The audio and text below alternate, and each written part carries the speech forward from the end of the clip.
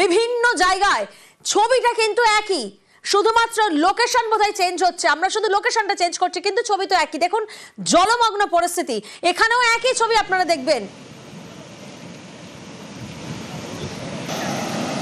ঝাড়গ্রাম, সেখানে নাগারে বৃষ্টি, যার জেরে কিন্তু একাধিক নদীর জল বাড়ছে। আর সেই পরিস্থিতিটাই কিন্তু মোকাবিলা করতে হবে সাধারণ মানুষকে। নাগারে বৃষ্টিতে ফুঁসছে নদী, ঝাড়গ্রামে বেড়েছে একাধিক নদীর জল, ফুঁসছে ডুলুং, কাঁসাই, সুবর্ণরেখা, ভৈরব বাঁকি। ঝাড়গ্রামের একাধিক রাস্তা তাই এবার জলের তলায়। প্রতিনিধি রাজু এই মুহূর্তে আমাদের সঙ্গে রয়েছেন, সরাসরি রাজুর কাছে যাব। রাজু, যে ছবি আমরা দেখছি সত্যি অত্যন্ত আতঙ্কের ছবি, কারণ একাধিক নদী, ডুলুং বলো, কাঁসাই বলো, সুবর্ণরেখা বলো, ভৈরব বাঁকি বলো, সবই তো একেবারে জলে ফুঁসছে।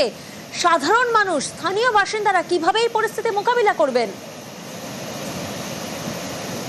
দেখো, সব থেকে বড় বিষয় হচ্ছে এই যে বৃষ্টিপাত, এই বৃষ্টিপাতের ফলে মূলত যেমন বিভিন্ন নদীগুলো ফুলে ফেপে উঠেছে এবং বিভিন্ন জায়গায় যে নদীর যে ব্রিজ বা কজওয়ে রয়েছে তা জলের তলায় চলে গেছে।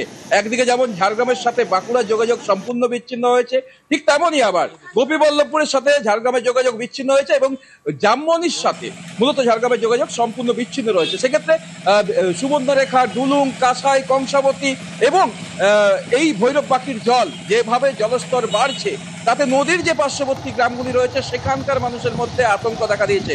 কারণ প্রশাসনের তরফ থেকে ইতিমধ্যে লাল সতর্কতা জারি করা হয়েছে নদীর পার্শ্ববর্তী গ্রামগুলোতে, কারণ নদীর মধ্যে ইতিমধ্যে ভাঙনও দেখা দিচ্ছে। একাধিক জায়গায় যে নদীর ধস নামতে শুরু করেছে এবং প্রশাসনের বাড়তি সতর্কতা এবং প্রশাসনের বাড়তি নজরদারি, এইভাবে যদি ভারী বৃষ্টি অনবরত চলতে থাকে তাহলে হয়তো নদীর যে পার্শ্ববর্তী গ্রামগুলি রয়েছে সেই সমস্ত গ্রামে জল ঢুকতে থাকবে।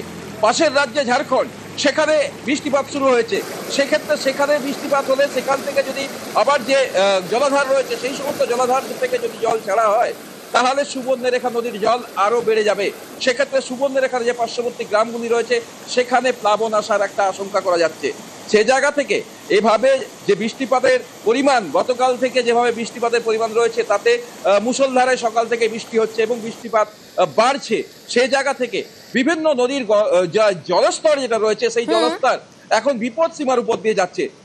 সেই জায়গা থেকে প্রশাসনের তরফ থেকে বাড়তি ব্যবস্থাপনা নেওয়া হয়েছে বিভিন্ন জায়গায়। একেবারে রাজু, কারণ নদী পাড়ের যে বাসিন্দারা তারা চরম আতঙ্কে রয়েছেন। কিভাবে এই পরিস্থিতি মোকাবিলা করবেন, প্রশাসনের তরফ থেকে তৎপরতার ছবিও কিন্তু নজরে আসছে।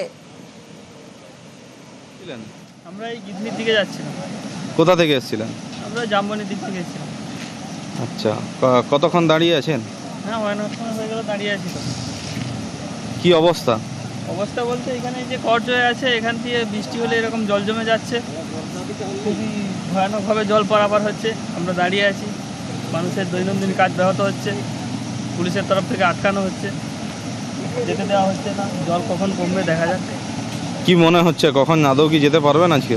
আজকে মনে হচ্ছে যাওয়া যাবে না, রিটার্ন করতে হবে, অন্য কোনো আর রাস্তা দিয়ে যেতে হবে।